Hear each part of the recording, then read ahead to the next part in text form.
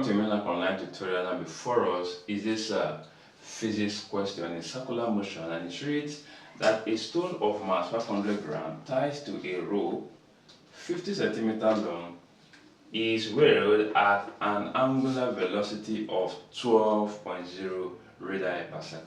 Now calculate the centripetal force. Okay, now first of all, what we need to do in this question is to write out the parameters given. Now we're given a mass m equals what, 500 grams, and it is wise we convert this to kilogram.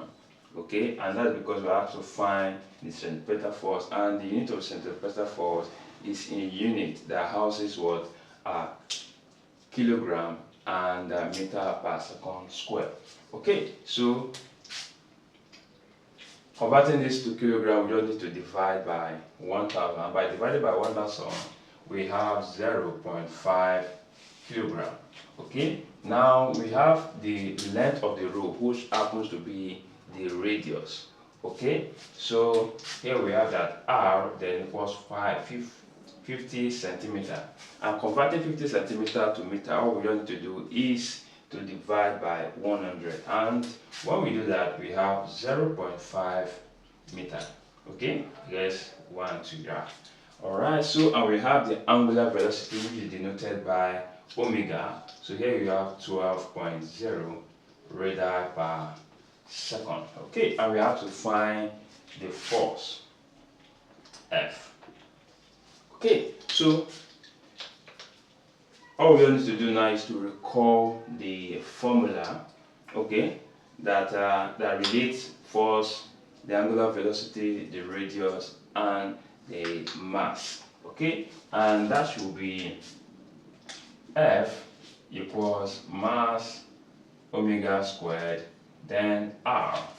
Okay, so this is the relationship, okay, between the centripetal force, the mass, the angular velocity, and the radius, which is the length of the rope. So all we need to do here is to plug in all these parameters into the right hand of the equation, then we solve for F. So F here now becomes, the mass is 0.5 then times omega, which is the angular velocity, that will be 12 raised to the power of 2, then times the radius, which is what, 0.5.